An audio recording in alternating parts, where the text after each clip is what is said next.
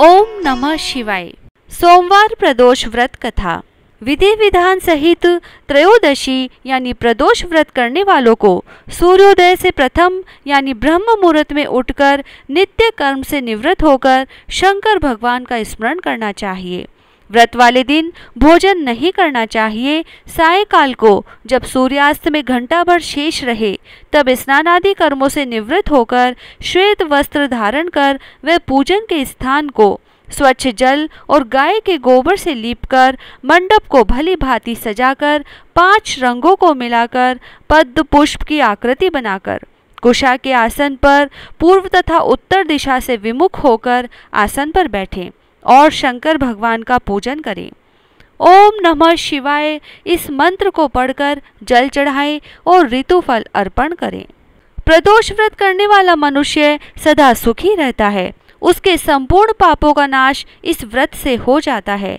इस व्रत के करने से विधवा स्त्रियों को अधर्म से गिलनी होती है और सुहागन नारियों का सुहाग सदा अटल रहता है। बंदी कारागार से छूट जाता है। जो स्त्री पुरुष जिस कामना को लेकर इस व्रत को करते हैं उनकी कामनाएं कैलाशपति शंकर पूरी करते हैं। सूत जी कहते हैं कि त्रयोदशी का व्रत करने वालों को 100 गौ दान का फल प्राप्त होता है। इस व्रत को जो विधि विधान और तन मन धन से करता है उसके सभी दुख दूर हो जाते हैं। सभी स्त्रियों को 11 त्रयोदशी या पूरे साल की 26 त्रयोदशी पूरी करने के बाद उद्यापन करना चाहिए। सोम प्रदोष का व्रत ग्रह दशा निवारण कामना हेतु किया जाता है। इस व्रत में शिवजी का ध्यान इस स्वरूप में करें। करोड़ों चंद्रमा के समान कांतिवान त्रिनेत्रधारी मस्तक पर चंद्रमा का आभूषण धारण करने वाले पिंगल वर्ण के जटाजूटधारी नीले कंठ तथा अनेक रुद्राक्ष मालाओं से सुशोभित वरदहस्त त्रिशूलधारी नागों के कुंडल पहने व्याघ्र चर्म धारण किए हुए रत्न जड़ित सिंहासन पर विराजमान शिवजी का ध्यान करना चाहिए। आइए सुनते हैं सोमवार प्रदोष व्रत कथा। सूत जी बोले, हे ऋषिवरों, अब मैं सोम त्रयोदशी व्रत का महात्म्य वर्णन करता हूँ। इस व्रत के करने से शिव पार्वती प्रसन्न होते हैं।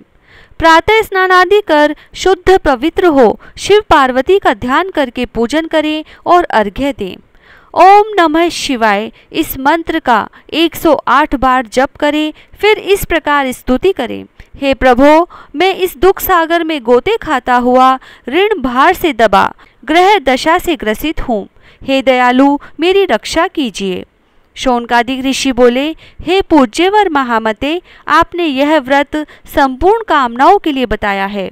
अब कृपा कर यह बताने का कष्ट करें कि यह व्रत किसने किया, वह क्या फल पाया। सूत जी बोले, एक नगर में एक ब्राह्मणी रहती थी। उसके पति का स्वर्गवास हो गया था और कोई भी उसका धीर धरैया न था। इसीलिए वह सुबह होते ही अपने पुत्र के साथ भीख मांगने निकल जाती और जो भिक्षा मिलती उसी से वह अपना और अपने पुत्र का पेट भरती थी। एक दिन ब्राह्मणी भीख मांगकर लौट रही थी तो उसे एक लड़का मिला। उसकी दशा बहुत खराब थी। ब्राह्मणी को उस पर दया आ गई और वह उसे अपने साथ घर ले आई। वह लड़का विदर्भ का राजकुमार था। पड़ोसी राजा ने उसके पिता पर आक्रमण करके उसके राज्य पर कब्जा कर लिया था, इसीलिए वह मारा मारा फिर रहा था। ब्राह्मणी के घर पर वह ब्राह्मण कुमार के साथ रहकर पलने लगा। एक दिन ब्राह्मण कुमार और राजकुमार खेल रहे थे। उन्हें वहां गंधर्व कन्याओं ने देख लिया। वे राजकुमार पर मोहित हो गई। ब्राह्मण कुमार तो घर लौट आया, लेकिन राजकुमार अंशुमति नामक गंधर्व कन्या से बात करता रह गया। दूसरे दिन अंशुमति अपने माता पिता को राजकुमार से मिलाने के लिए ले आई। उनको भी राजकुमार पसंद आया। कुछ ही दिनों बाद अंशुमति के माता पिता को शंकर भगवान ने स्वप्न में आदेश दिया कि वे अपनी कन्या का विवाह राजकुमार से कर दें। फलतः उन्होंने अंशुमति का विवाह राजकुमार से कर दिया। ब्राह्मणी को ऋषियों ने आज्ञा दे रखी थी कि वह सदा प्रदोष व्रत करती रहे। उसके व्रत के प्रभाव और गंधर्व राज की सेनाओं की सहायता से राजकुमार ने विदर्भ शत्रुओं को मार भगाया और अपने पिता के राज्य को पुनः प्राप्त कर वहां आनंद पूर्वक रहने लगा। राजकुमार ने ब्राह्मण कुमार को अपना प्रधानमंत्री बनाया। राजकुमार और ब्राह्मण कुमार के दिन जिस प्रकार ब्राह्मणी के प्रदोष व्रत की कृपा से फिरे, उसी प्रकार शंकर भगवान अपने दूसरे भक्तों के भी दिन फेरते हैं। तभी से प्रदोष व्रत का संसार में बड़ा महत्व है। ओम नमः शिवाय। जय श्री राधे।